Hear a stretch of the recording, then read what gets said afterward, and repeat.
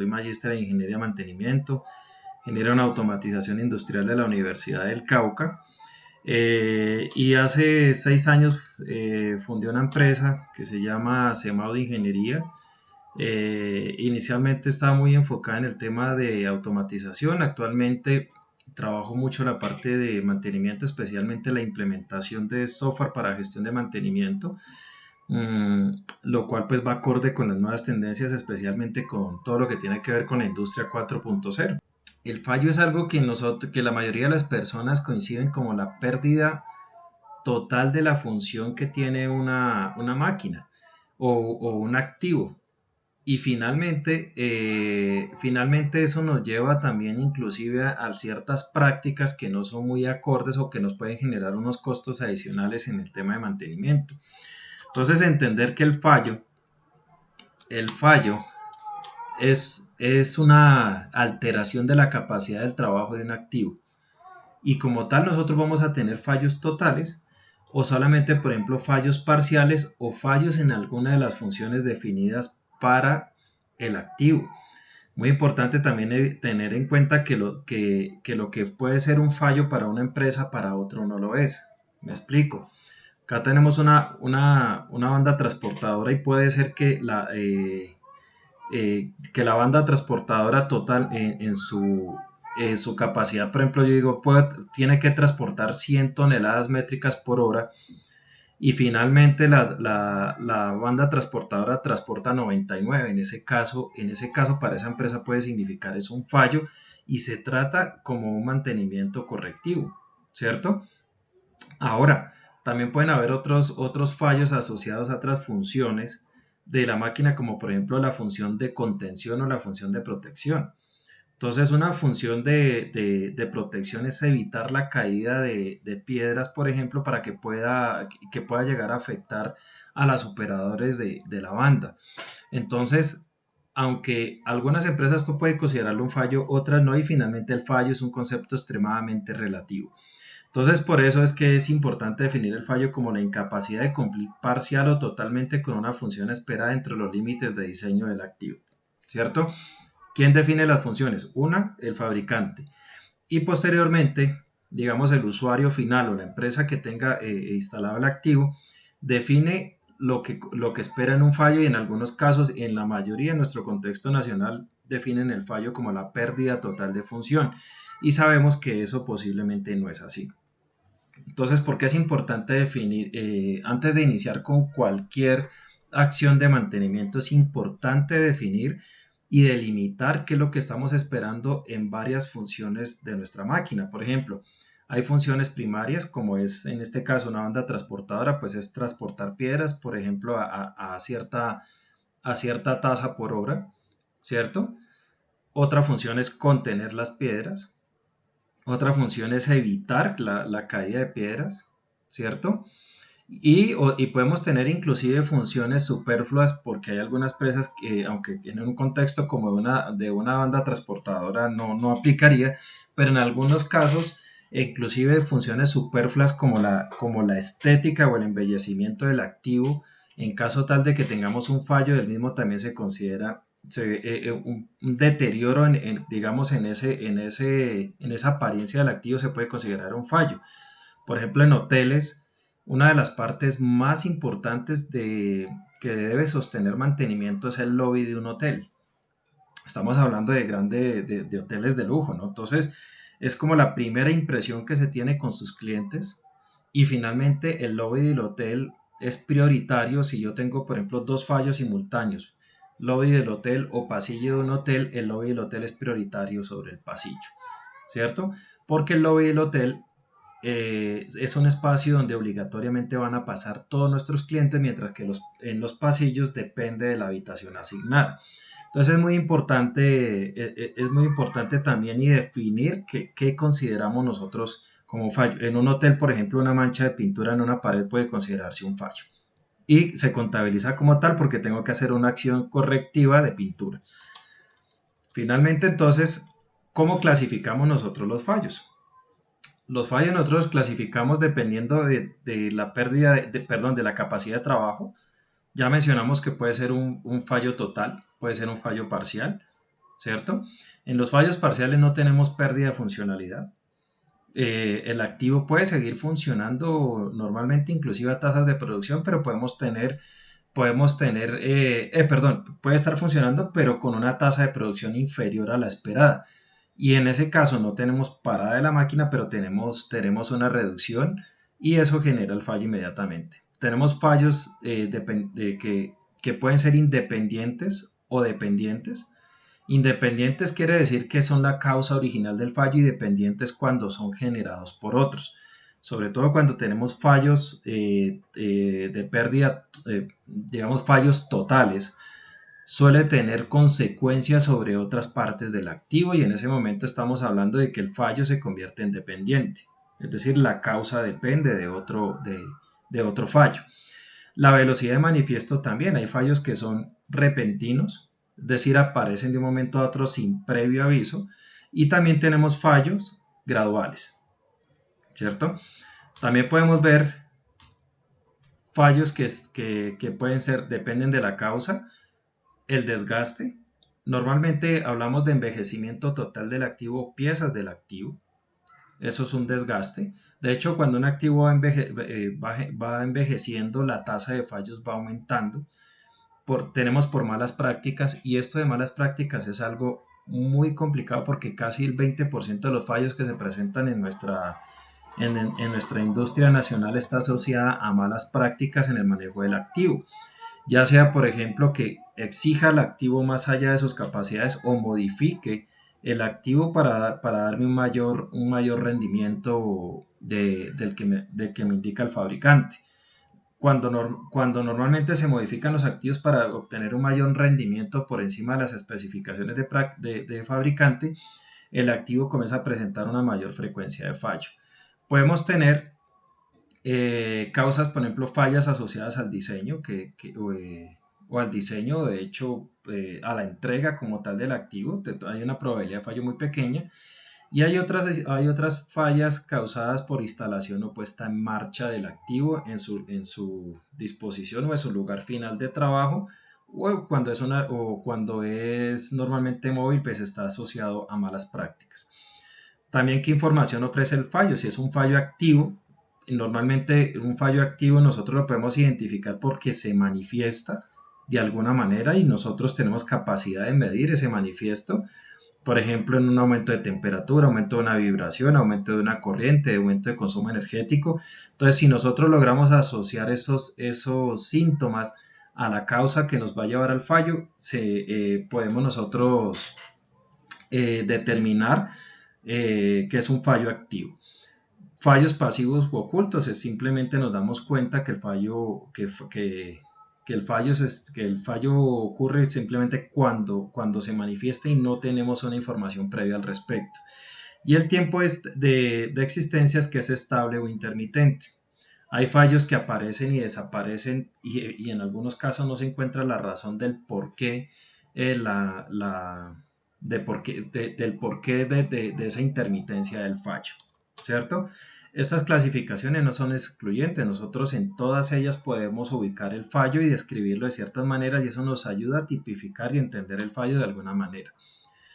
Eso desde el punto de vista de fallo. Entonces, en resumen, lo más importante del fallo es que cada empresa o en los contextos, si hay personas aquí que trabajen en el sector industrial o inclusive si tenemos a cargo activos, es importante definir las funciones y las funciones que esperamos de ese activo y cuando se incumple alguna de esas funciones entramos y contabilizamos el fallo. ¿Cómo se determinan los costos? Entonces, igual que el mantenimiento, igual que los costos, que los fallos, perdón, vamos a mirar cuáles son los posibles costos que tenemos y tenemos costos directos e indirectos, ¿cierto? Costos de mano de obra es el costo del tiempo invertido por los colaboradores. Aquí hay que diferenciar dos cosas y es cuánto tiempo estoy dedicando yo a cuando yo inicio una labor de mantenimiento de cualquier tipo, correctivo, preventivo, predictivo, cuánto tiempo se están dedicando los colaboradores respecto al salario no, sino al costo del empleado con su carga prestacional, con sus dotaciones y demás, ¿cuánto me cuesta hacerle mantenimiento? Otra cosa, si los empleados son planta fija o son temporales.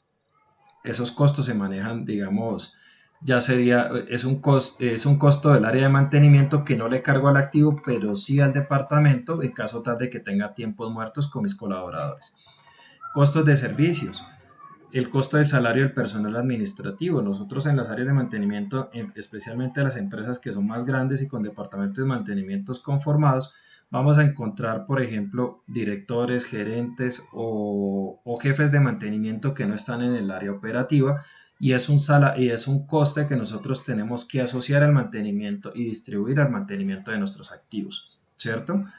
Tenemos alquileres, seguros, impuestos, servicios públicos, vehículos en caso tal de que yo necesite transportar o ya sea personal o repuestos, eso hay que tenerlo en cuenta. También tenemos costos de consumos que están asociados a repuestos que son partes de la máquina y a insumos que son, que digamos que son elementos o materiales que utilizamos para el mantenimiento, como por ejemplo lubricantes, tornillería, combustible, y que nosotros vamos sacando, por ejemplo, en el caso de lubricantes es normal tener bidones o, se me fue el nombre, perdón, o, o recipientes en donde vamos sacando de a pocos y tenemos que contabilizar y controlar. Esto es el tema de los insumos, es de las cosas más difíciles de contabilizar y sobre todo controlar porque también se vuelven atractivos pues, para los empleados lastimosamente en algunos casos. Tenemos costos de posesión, que son las pérdidas y depreciación de almacenaje. También el costo del capital. Nosotros aquí en este caso es, si nosotros siempre vamos a tener un stock de seguridad para poder responder ante, ante eventuales fallos repentinos o correctivos, fallos no esperados. En este caso nosotros tenemos que tener una reserva de repuestos y de insumos y eso genera un costo de capital. Es decir, si nosotros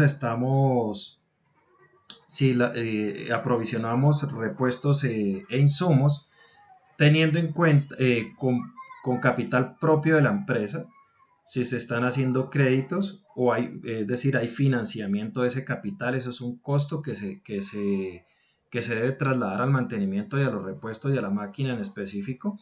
Costos de almacenaje. El almacenaje requiere espacio, es decir, una bodega, requiere personal, servicios públicos y unos costos de riesgo que corresponde a los seguros ante eventualidades del almacenaje. Entonces, algo que las empresas, aunque no lo manejan mucho debe evitar, es tener un almacenamiento excesivo. Y aquí es donde entra el estudio de inventarios para poder generar, digamos, una disminución de estos costos que también se traslada al mantenimiento, ¿sí? Podemos tener costos de outsourcing, que en este caso sería contratación externa de trabajo o cláusulas especiales de contrato de personal externo. Entonces, finalmente, ¿esto qué nos lleva? Que los costos directos de mantenimiento son la suma de estos 5 costos. En este caso, el costo de posesión, lo más normal es que no lo contabilicen. De hecho, cuando los jefes de mantenimiento de su área, cuando no están sincronizados a través de algún software empresarial, un ERP o cualquier otro software contable, es prácticamente imposible hacer los cruces de cortes de costos de posesión y pues finalmente los demás costos son los típicos que nosotros vamos a encontrar en una estructura de costos para mantenimiento. También vamos a encontrar los costos indirectos, que son los costos asociados a las paradas de producción. Eso para el caso de correctivos o mantenimientos preventivos, que por ejemplo como los overhaul que requieren parada de planta de un activo por muchísimas horas. Entonces en este caso es la pérdida de producción puede ser un costo asociado al mantenimiento si dentro de las políticas de la empresa así lo considera. Normalmente, cuando se hacen paradas programadas, el personal de producción cambian los turnos y no se vuelve un costo muerto. Sin embargo, cuando son paradas no planificadas, entramos en correctivos, entonces el personal de producción queda cesante y finalmente es un costo que la empresa ya tendrá que lo carga el departamento de mantenimiento, si eso implica, por ejemplo, pago de horas extras para poder cumplir con el cronograma de producción, o simplemente también las unidades que se dejan de producir lo vuelven a un costo, ¿cierto? Entonces, el costo total de la actividad de mantenimiento, ¿cuál es? Son los costos directos más los costos indirectos. ¿Y cómo se relacionan estos dos costos? Entonces, finalmente, los costos indirectos se generan es cuando tenemos fallos repentinos y normalmente está asociado ante la ausencia del mantenimiento o un mantenimiento deficiente. Entonces, nosotros, ¿cómo relacionamos estos dos? Los costos indirectos por parada, entre mayor sea el tiempo de parada, pues los costos van a tener un crecimiento lineal en el tiempo. Vamos a tener mayores costos indirectos por paradas del activo. Ahora, a medida que nosotros aumentamos el mantenimiento, inicialmente los costos son altos por temas de personal y demás, y posteriormente ya los costos van siendo menores porque van siendo asociados a insumos y a repuestos. Cuando nosotros hacemos el balance, a medida que hacemos más mantenimiento, o sea, a medida que vamos haciendo más mantenimiento, los costos indirectos o de parada son inferiores. Sin embargo, si hacemos mucho mantenimiento, también podemos estar aumentando excesivamente los costos, evitando las paradas, ¿cierto? Entonces, finalmente hay que encontrar un punto ideal, una zona óptima que vemos acá en esta curva, en este valle, y es ese punto donde no tengamos un sobremantenimiento y un submantenimiento. Estadísticamente algunos estudios indican que es imposible reducir el mantenimiento correctivo a 0%. La estadística muestra que el mantenimiento correctivo está alrededor del 5% y llega un momento donde siempre vamos a tener ese mantenimiento correctivo residual. Entonces es muy importante encontrar un punto ideal y eso se hace a través del análisis de costos, ¿cierto? Ahora, ¿cómo planificar entonces el mantenimiento? Y vamos a ir a una técnica que yo creo que todos conocemos, muy sencilla. Más adelante en los siguientes puntos lo vamos a ver. Y primero pues hay que tener unas etapas de ejecución del mantenimiento. Entonces siempre es recomendable en el mantenimiento tener tres funciones. Una que es una función 100% analítica. No sé si ustedes han escuchado una frase que dice que en todos los proyectos o en todas las funciones debemos tener un 70% del tiempo en planificación y un 30% del tiempo en ejecución. Es decir, si tenemos una correcta planificación, la ejecución tiene que marchar sobre ruedas. En este caso, la función analítica es el papel de preparar pues, las actividades que vamos a hacer. Tenemos que tener una cualidad muy fuerte en observación y en análisis. Posteriormente, ya conociendo todas las situaciones que tenemos que afrontar en mantenimiento, conociendo todos nuestros activos y definiendo sus funciones, definiendo los límites de fallo, ¿cierto? Eso requiere pues un conocimiento total de esos activos. Pongo un ejemplo como asociarlo a algo que todos hemos vivido, y es que finalmente los ingenieros de mantenimiento es el equivalente como a los doctores hacia las personas. Los doctores pueden determinar algunas enfermedades o algunas situaciones en desarrollo porque parten del conocimiento del cuerpo humano. En el caso del mantenimiento, partimos del conocimiento de la máquina. Entonces, algo muy importante, si nosotros no conocemos totalmente nuestro activo, pues lo ideal es que nosotros traigamos y nos asesoramos de alguna persona que sí lo conozca para nosotros poder hacer una planificación adecuada. Luego tenemos una función de ordenamiento, que es el papel de coordinación y comunicación de toda la información que nosotros logramos en la función analítica y evidentemente pues del análisis y la síntesis de la misma. ¿Para qué? Para que el papel de comunicación y coordinar lo que queremos hacer en mantenimiento con esa comunicación sea claro. Es decir, que no vamos a confundir a las personas que ejecutan la labor del mantenimiento, en este caso nuestros técnicos. Y la función de ejecución, que es el papel ya de intervención y que es muy importante ya la cualidad profesional, ¿cierto? En muchos casos, pues todos sabemos que las universidades yo tengo un dicho pues en esta parte, es que la universidad no, obviamente ninguna universidad tiene la capacidad de enseñarnos 100% lo que nosotros, lo que el mercado nos va a pedir en cada una de las particularidades de las diferentes empresas que existen y en los sectores y todos los activos y tipos de máquinas que existen. Eso es imposible. Entonces de hecho que se lo digo a mis estudiantes en cátedra, es que la universidad a nosotros nos enseña es aprender y aprender muy rápido, ¿cierto? Y los ingenieros tenemos pues una capacidad de entender estas problemáticas a una velocidad y sobre todo a la presión que se requiere. Entonces, eso es muy importante desarrollar esa cualidad profesional que nos da sobre todo, pues primero la formación y segundo la experiencia. Por eso la experiencia en este campo es muy valorada. Posteriormente venimos a una acción de priorización, es decir, después de yo tener toda esta función analítica, el de ordenamiento, cómo priorizo la ejecución y cómo reviso las diferentes situaciones que se puedan presentar en simultáneo, ¿cierto? Es decir, es importante a toda acción de mantenimiento asignarle un orden de criticidad y para eso tenemos un montón de teorías en el área de mantenimiento que pues la idea no es tocarlas en este espacio, pero sabemos que por ejemplo en análisis de causa-efecto o el análisis de fallos es una de las metodologías que nos ayuda a determinar y fijar las prioridades de una forma analítica, ¿cierto? Entonces esa cualidad de observación, en este caso tenemos que tener claro que es un estudio minucioso de un acontecimiento o de nuestro activo.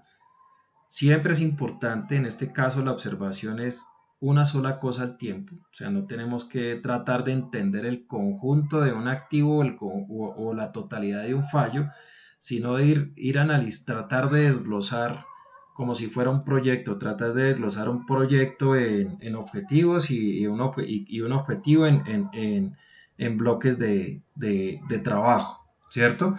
¿Para qué? Para que nosotros podamos concluir a partir de cada bloque de trabajo y generar acciones para atender cada uno de ellos.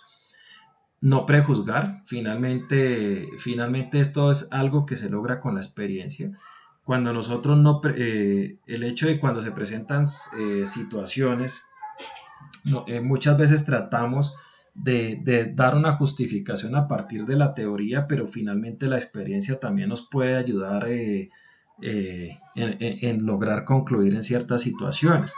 Entonces, por eso es muy importante acompañarse y de hecho las personas que más entienden, por ejemplo, los activos de producción son los técnicos. Y finalmente, tener la costumbre de anotar todo por cualquiera de los métodos que se prefiera, ya sea en papel o en una agenda electrónica, una tablet y demás. Yo personalmente no recomiendo los celulares. Creo que tenemos que tener unos medios separados de estos medios que tienen tantas opciones de distracción. Entonces, finalmente, el tema de anotar siempre, como requiere una observación y una concentración al respecto, en estos casos hay que eliminar las distracciones.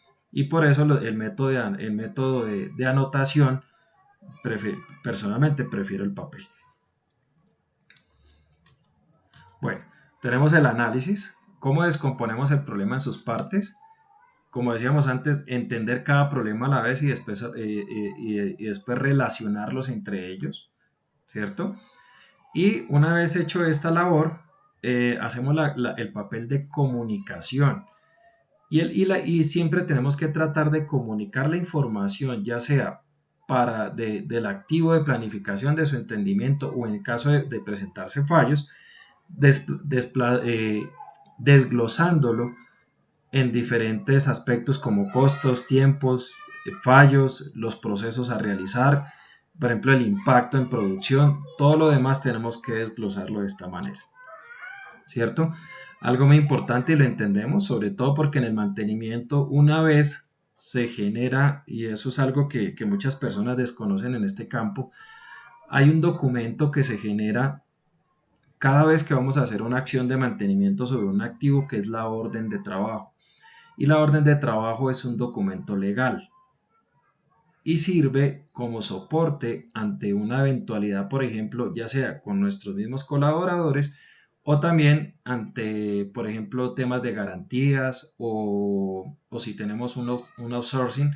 La orden de trabajo tiene que ser muy explícita porque es un documento de soporte legal ante eventualidades jurídicas. Entonces, ante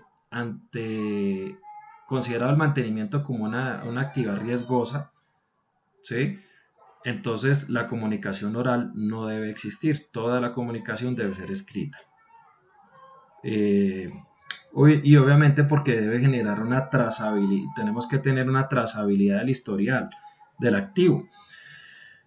Entonces, ventajas de comunicación escrita, pues obviamente la información es más precisa, se evitan olvidos y malas interpretaciones.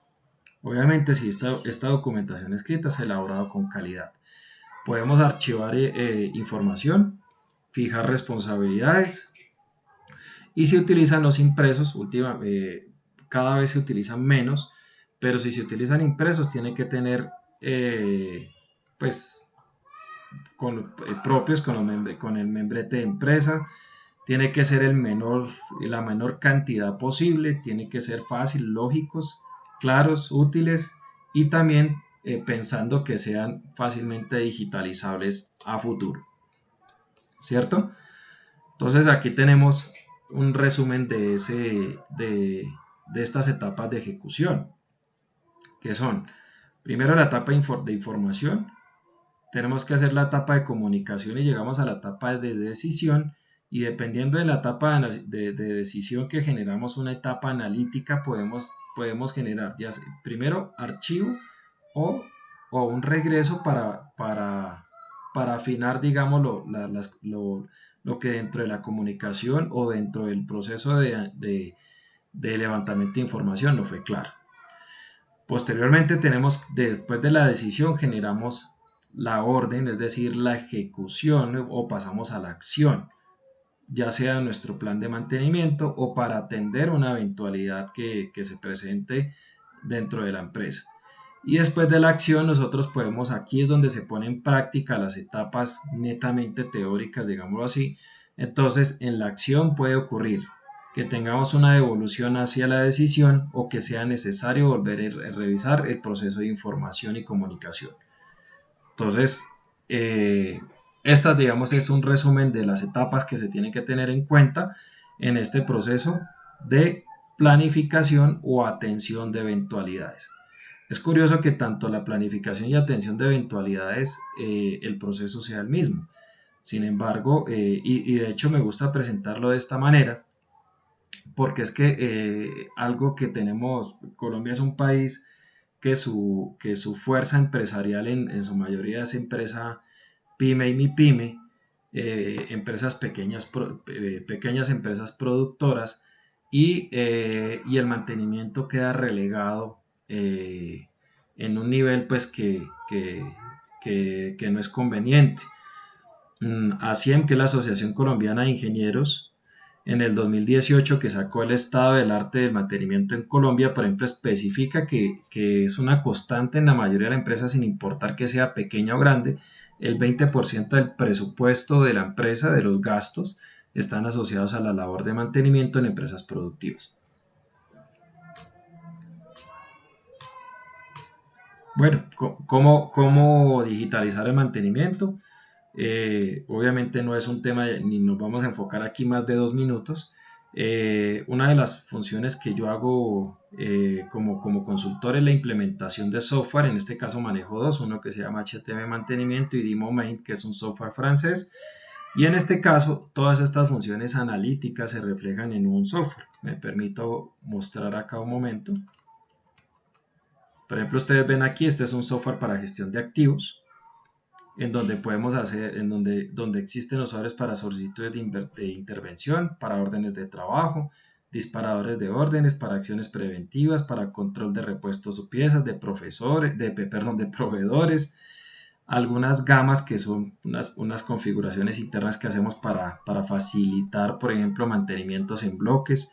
Tenemos movimientos de piezas de inventarios, de equipamientos, en fin, y la parte de análisis que digamos que es el valor agregado, ¿cierto? En planificación, toda la planificación que nosotros hagamos la tenemos que, perdón, en este caso vamos a tener un calendario que nos ayude con esto. Los equipamientos nosotros vamos, se salió el, regáleme un segundo por favor.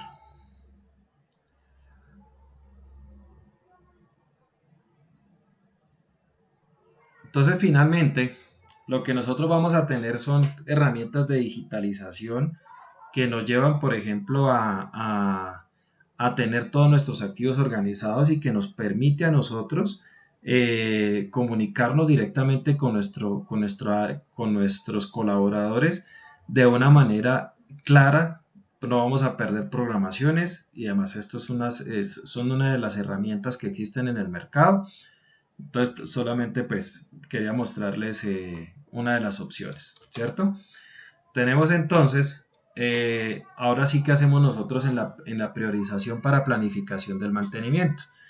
Eh, Cuando tenemos muchos problemas y tenemos pocos recursos, que de hecho esa es la realidad de los departamentos de mantenimiento, pues tenemos pocos recursos en tiempos, en equipos y en personas. Entonces nosotros tenemos que hacer priorización. Ya sabemos que el análisis de fallas o de causas-efectos me permite a mí hacer una priorización, darle orden prioridad, pero sin embargo tenemos otra forma de nosotros asignar y es un método que les decía al inicio que casi todos conocemos y es el principio de Pareto, ¿cierto? Wilfrido Pareto fue un economista italiano. En su momento, hace muchísimos años, la verdad no recuerdo, me perdonan por eso, eh, encontró que en Italia el 80% de los recursos económicos lo concentraba el 20% de la población. Hoy en día estamos en proporciones mucho más desiguales, sin embargo, convirtió eso en una metodología y que también pues en mantenimiento y que se trasladó a muchas situaciones de priorización y podemos resumirlo en esto, que es distinguir lo urgente de lo importante, ¿cierto? ¿Qué nos dice Pareto? Entonces, inicialmente, aquí partió el análisis de Pareto, pero es muy difícil nosotros eh, encasillar el mantenimiento en unas zonas tan estrictas, pero nos puede servir como, como una idea para poder nosotros dividir el coste y vamos a hacer un ejemplo en vivo al respecto. Por ejemplo, entonces aquí dice que el 20% de los fallos me genera el 80% de los costos, el otro 30% me genera el 15% de los costos y el 50% me genera el 5%. Entonces, si yo tengo, ¿por qué vimos entonces cómo se revisan qué es un fallo? Y sabiendo claramente qué es un fallo, yo puedo determinar una frecuencia de fallo. Entonces, fíjese que antes de nosotros hacer siquiera un análisis de priorización, yo tengo que tener claro qué es un fallo, ¿sí? Entonces, para poderlos contabilizar adecuadamente y poder contabilizarlo a nivel numérico en cuántas veces sucede el evento y también para poder cuantificar los costos económicos dependiendo de las políticas de la empresa, como define qué es un costo de mantenimiento, ¿cierto? Porque todas las empresas también pueden manejar este aspecto de costos de manera diferente. Lo importante es que la política de conteo de fallos y la política de contabilización de costos sea clara. Y sin tener esas dos cosas claras es imposible hacer una priorización. Entonces, pues aquí hemos visto entonces que se encontró que el 5% de los recursos los tenía el 50% de las personas, y acá nosotros vamos a intentar hacer una distribución similar que nos pueda llevar a nosotros a generar una priorización de cómo atender los fallos y cómo nosotros podemos decir que las acciones preventivas, qué acciones podemos tomar para prevenirlos, o definitivamente, por ejemplo, nosotros definimos que el costo económico que me genera ese fallo no vale la pena atenderlo y nos vamos a atender, y lo que hacemos es deliberadamente llevarlo a un correctivo. ¿Para qué? Para lograr esa curva óptima en donde yo minimizo los recursos que uso en mantenimiento para encontrar ese punto óptimo de mantenimiento, dejando de fallar algunas cosas de manera deliberada y de manera intencional. Entonces, yo puedo tener varios puntos de vista de Pareto, porque Pareto me relaciona yo con Pareto puedo relacionar dos variables. En este caso, por ejemplo, yo puedo generar número de fallos y costos, por ejemplo, ¿cierto? O sea, yo puedo determinar la zona de Pareto, acumularlo por los fallos que ocurren por el número y agruparlos por frecuencia de fallo. Y puedo generar una planificación si mi interés es disminuir el número de fallos. Entonces hago un Pareto como decir, en eje X los fallos que tengo y en eje Y la cantidad que se producen, y genero unas zonas de clasificación. O puedo hacerlo también lo mismo, en eje X tener los fallos que se producen, y en eje Y tener los costos. Entonces, y ambas situaciones me generan un resultado totalmente diferente. Quiero preguntarle a los organizadores si es posible la verdad no me fijé en el tiempo de inicio de la charla, cuánto tiempo tenemos para ajustarme al tiempo que ustedes tienen planificado. Ingeniero, pues en este momento llevamos 40 minutos del espacio, Sí, señor. pero pues la idea estamos a disposición obviamente de su tiempo y del tiempo de los presentes. Yo diría unos máximo 20 minutos más para no extenderlo tanto. Listo, creo que me demoro 10. Perfecto. Ah, perfecto, perfecto. Bueno, entonces, ahorita vamos a la sección de preguntas. Entonces vamos a hacer una priorización. Tengo un ejemplo previamente preparado. Entonces, nosotros en este punto, por ejemplo, vamos a contabilizar. Estos son unos fallos que tengo identificado en un activo. Tengo identificado unos fallos en un activo, y para no poner nombres, a cada fallo lo nombré fallo A, fallo B, fallo C, hasta el fallo R.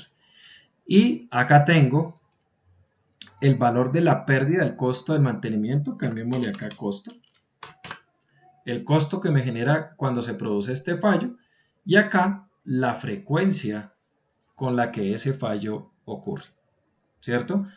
Yo puedo tener dos análisis. Uno, que es mi fallo respecto a costo, o mi fallo respecto a frecuencia, que era lo que comentaba, que podemos tener dos situaciones totalmente diferentes. Voy a mover entonces, lo primero que nosotros tenemos que hacer en el caso de un Pareto es organizar los fallos por orden de costos de mayor a menor. ¿Listo? Entonces, ¿cómo hacemos nosotros esto? Bueno, yo primero lo voy a llevar a cabo. Voy a tratar de hacerlo rápido, que quería hacer un ejemplo en vivo para que sea un poco más entretenido para ustedes. Y en este caso, generar una organización de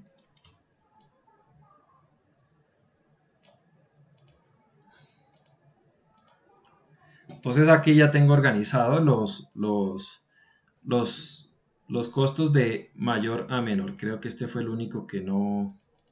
Permítame ver si es por el tipo de dato.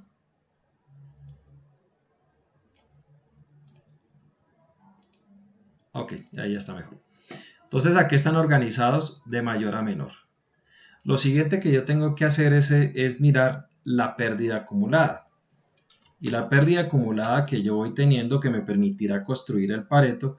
En este caso mi pérdida acumulada en este caso será este valor.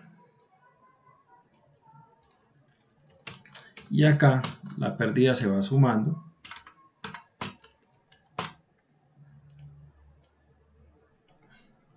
Entonces voy teniendo mi pérdida acumulada en este caso. Entonces organizo de mayor a menor y voy mirando cómo ocurre, cómo va aumentando el mantenimiento y me va generando la curva. Porcentaje de pérdida acumulada, que es algo importante a revisar. Entonces respecto al costo total. Entonces este fallo, por ejemplo, si yo voy a hacer análisis por costo, perdón. Entonces en este caso voy a tener el costo de este fallo acumulado dividido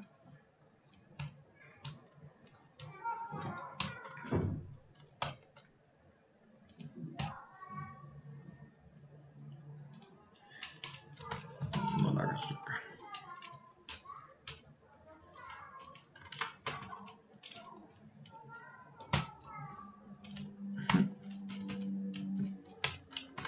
Ok. Entonces vamos a ver la zona acumulada. Yo de pronto también puedo ver acá, puedo insertar una fila de pérdida individual, porcentaje de pérdida individual, sería interesante verlo. Y en el caso de la pérdida individual tendríamos este valor dividido el porcentaje total. Por alguna razón no me agarra no me funciona la tecla F4, no sé si será por el en vivo. Entonces acá podemos relacionar, por ejemplo, solamente el fallo G identificado en mi activo me genera el 36.7% de mis costos, y hay fallos como por ejemplo el J que me genera apenas el 0.29% de mis costos. Si nosotros llevamos esto a la curva de Pareto, ¿qué podemos identificar? De hecho, voy a hacer aquí un conteo, perdónenme acá, voy a hacer un conteo para hacerlo mejor. Entonces, yo tengo identificados 18 fallos, ¿cierto? Y vamos a hacer el porcentaje, las zonas de los porcentajes, el avance de porcentajes que tendríamos acá. Entonces sería 1. En este caso sería 1 sobre 18, que son la totalidad de los fallos que tengo. Y en este caso podemos ir nosotros clasificando algunas zonas. Entonces, por ejemplo, si aplicamos la teoría estricta de Pareto, Pareto nos diría que aquí estamos en el 20%, entonces voy a relacionar en un eje X la cantidad de la identificación de fallos y en el eje Y los costos. Si yo haría por Pareto, entonces hasta aquí yo tendría mi zona A. 22% de los fallos, fíjese que me está generando el 69.4% de los costos. Tendría mi zona B que llegar hasta el 50%, entonces tendría esta zona. Y aquí tendría una zona B, ¿cierto? Y finalmente tendría una zona C, que es la que pues, comprendía prácticamente el último 50%. Fíjese que la zona A no es el 80%, pero de todas maneras en la zona A yo encuentro dos situaciones totalmente diferentes. Tengo un fallo G y un fallo B, que cada uno está en el 36 36.7% de los costos y tengo otro fallo, un fallo B que es el 21% de los costos. Y los otros dos fallos que están dentro de la zona A, de hecho, tienen apenas el 5.87 y el 4.61. Entonces, finalmente, estos dos fallos están muy poco relacionados con estos dos. Entonces, una flexibilización que nosotros para poder priorizar, porque yo no puedo priorizar un fallo del 5%, del 4.6% con un fallo del 36% de la misma manera. ¿Por qué razón? Porque aquí estaría generando un exceso de esfuerzo para lograr evitar, para disminuir el costo de ese fallo. ¿Sí? Entonces no tendría mucha lógica hacerlo de esta manera. Entonces nosotros vamos a mirar, si yo grafico esto acá,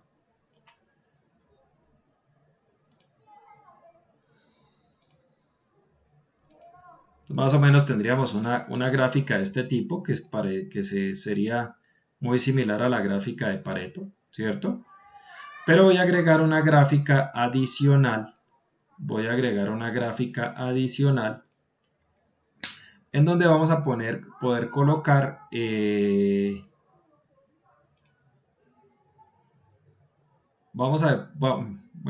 quería agregar esta de aquí, pero no la pérdida individual.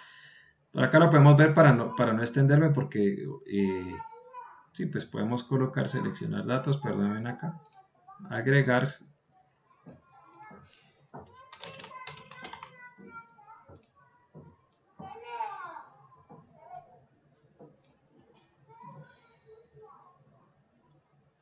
La zona individual. Sí, serie de la... Permítame a ver si lo puedo sacar de esta manera. Es que tapé los datos. No lo hago acá porque lo tapé. Pero aquí lo podemos observar mejor. Entonces, acá tenemos la zona de las zonas. Sin embargo, nosotros vemos que hay en estas dos algo que no se parece mucho. De hecho, estos dos parecen más a los que tenemos en este punto, ¿cierto? Y si observamos con mayor detenimiento, vemos que tenemos tres, inclusive en la zona B, tenemos estos tres que tendrían un mismo porcentaje y aquí vuelvo a tener un salto hacia los que están acá. Entonces, ¿yo cómo puedo manejar esto? Una decisión pues que ya dependiendo del contexto se va a hacer una subdivisión de zonas.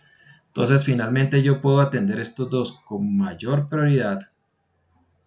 Puedo generar una mayor prioridad de estos dos. Y esto yo lo puedo llamar, por ejemplo, una zona.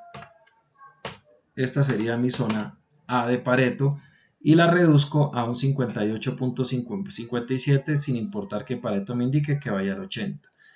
Esta zona de acá yo la podría llamar una zona B también, pero vamos a dividir la zona B en dos partes. Entonces yo podría tomar una zona B que podría coger estos porcentajes que están aquí y esto, por ejemplo, yo lo puedo llamar una zona B1 y esta zona que tengo acá, inclusive si quiero puedo abarcar un poco más, aunque pues no sería necesario, de pronto ya se va a evaluar el caso específico. Puedo llamar, por ejemplo, una zona B2 y en este caso podría llamar mi zona C. En el caso de la zona C, entonces nosotros cómo podemos asignar planificaciones. Recordemos, y es muy importante tener en cuenta lo siguiente. Una cuestión es planificar y otra cuestión es programar. ¿Listo? ¿Por qué razón? La planificación, yo determino, este activo se le hace mantenimiento, por ejemplo, cada 6 meses, pero no indico una fecha específica. La programación es cuando aterrizo mi planificación a un calendario. ¿Sí? Entonces, en ese caso, nosotros acá, por ejemplo, en esta zona, entonces nosotros podemos decir en acciones de mantenimiento, aquí yo puedo determinar cuáles son las acciones, por ejemplo, yo puedo decir, si son tan costosos y si tengo la posibilidad, genero un preventivo. Hay varios métodos de nosotros determinar la frecuencia de fallo, es decir, en qué temporalidad, cada cuánto se están generando. Entonces, si se están generando cada 6 meses, pues por ejemplo, entonces yo determino y comienzo, preventivo. Entonces, por ejemplo, en este caso, para reducir los costos, yo puedo intensificar, ya que tengo identificado estos, puedo intensificar una acción preventiva o predictiva, o puedo revisar la frecuencia de mantenimiento, ¿cierto? O sencillamente disminuir los intervalos de intervención. En este caso, por ejemplo, yo puedo aumentar la frecuencia de mantenimiento.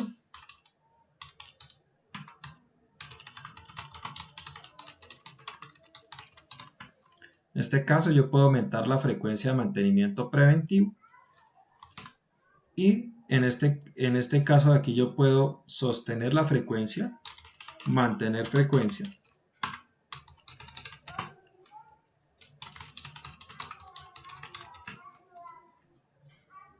la frecuencia preventiva, y finalmente estos de acá que me están sumando aproximadamente el 15%, me suman el 15% de los costos de mantenimiento, yo puedo los puedo destinar a un correctivo con acciones de vigilancia periódica y sobre todo mantener stock de seguridad en repuestos. Si yo tengo por ejemplo un fallo, acá los fallos, y recordemos que los fallos que me llevan a mantenimientos correctivos, los fallos inesperados, y en este caso diría prácticamente podría llamarme fallo total. Si yo tengo bien estipulados los costos que estoy generando, pues obviamente quiere decir que no son fallos que por ejemplo me generen propagación del mismo.